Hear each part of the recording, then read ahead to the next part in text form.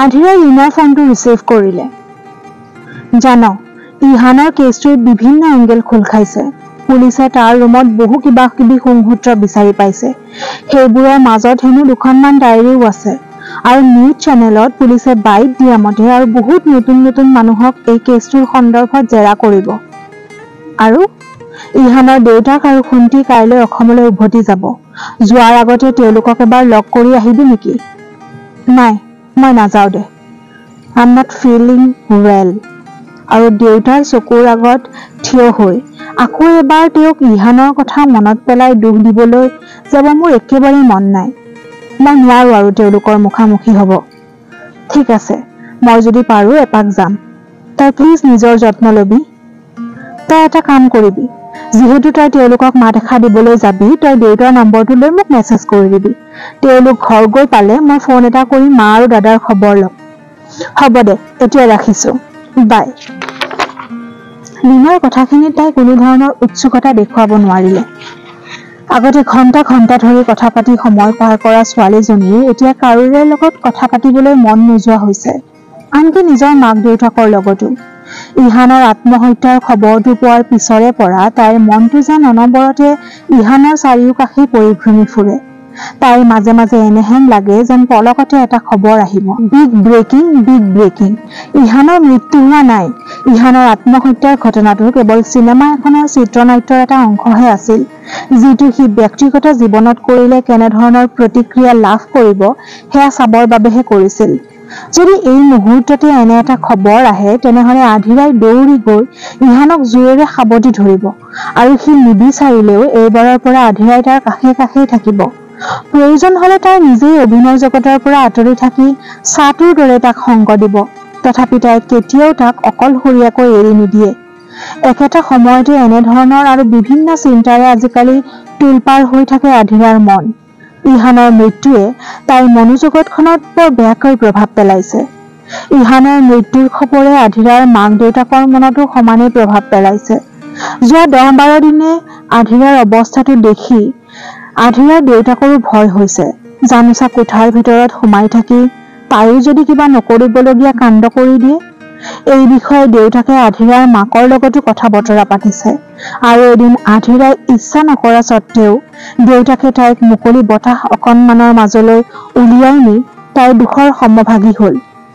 বাজেজে জীয়েকক পাৰ্যমানি বুজালে, সময়ৰ লগত খোজ মিলাই চলিবৰ বাবেই আমাৰ জন্ম, আৰু সময়ে হৈছে সময়ৰ ডাঙৰ মহৌষধ।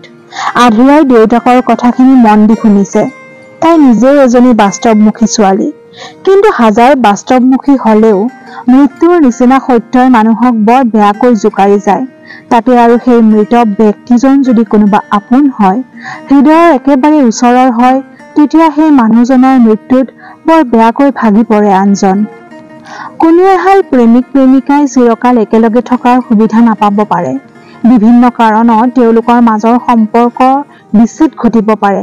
কিন্তু যদি দুয়োৰে ইজনে আনজনৰ প্ৰতি সঁচা ভাল পোৱা আছিল, তেতিয়া নিশ্চয় দুয়োৰে মনৰ কোনোবা নহয় কোনোবা এটি কোণত দুয়োৰে প্ৰতি থকা ভাল ভাল ভাৱ আজীৱন থাকি যায়।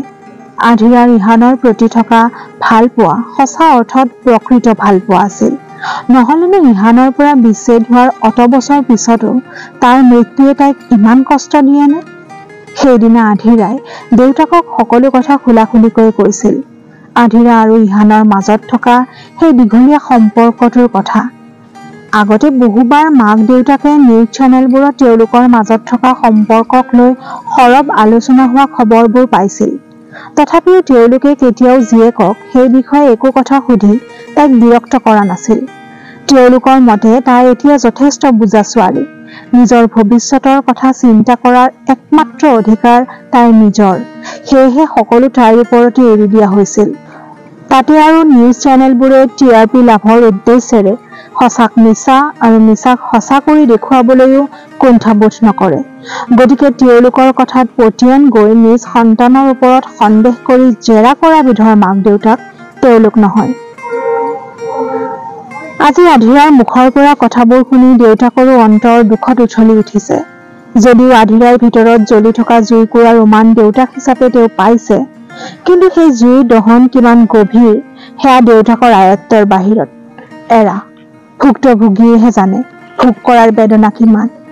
দেউতাকে হয়তো জীয়েকক সান্তনাৰে উপচাৰ দিব পাৰিব, কিন্তু সেই সান্তনা গ্ৰহণ কৰি আধিৰা কিমান লাভৱান হব সেয়া সম্পূৰ্ণ নিৰ্ভৰ কৰিব আধিৰাৰ ওপৰত। গধূলি সময়খিনিত সাগৰৰ পাৰত বহি এনেদৰে দেউতাকৰ লগত অলপ কথা পাতিব পাই আজি আধিৰাই অলপ সকাহ পাইছে। সুখবোৰ যেনেদৰে ভগাই ললে বাঢ়ে, তাৰ বিপৰীতে আকৌ দুখবোৰ ভগাই ললে কমে। সকলো মানুহকে নিজৰ দুখৰ কথাবোৰ ব্যক্ত কৰি দুখী কৰি তোলাতকৈ বুজি পোৱা মানুহৰ লগত দুখবোৰ ভগাই ললে দুখৰ বোজা ভালেখিনি কমি যায়। বহু সময় তেওঁলোকে তাতেই বহি থাকিল। সাগৰৰ ঢৌৰ পৰা ফালৰি কাটি অহা পানীৰ চিটিকনিবোৰ মাজে মাজে বাপেক জীয়েকৰ মুখমণ্ডলত আহি পৰিছে। দুয়ো একেলগে এটা দীঘলীয়া উশাহ লৈ সেই স্পৰ্শক অনুভৱ কৰিবলৈ চেষ্টা কৰিছে। তাৰ মাজতো দুয়োৰে মনৰ মাজত চলি আছে অন্য কিছু কথাৰ জোৱাৰ। বাপেকৰ চিন্তা কেৱল আধিৰা আৰু আধিৰাৰ চিন্তা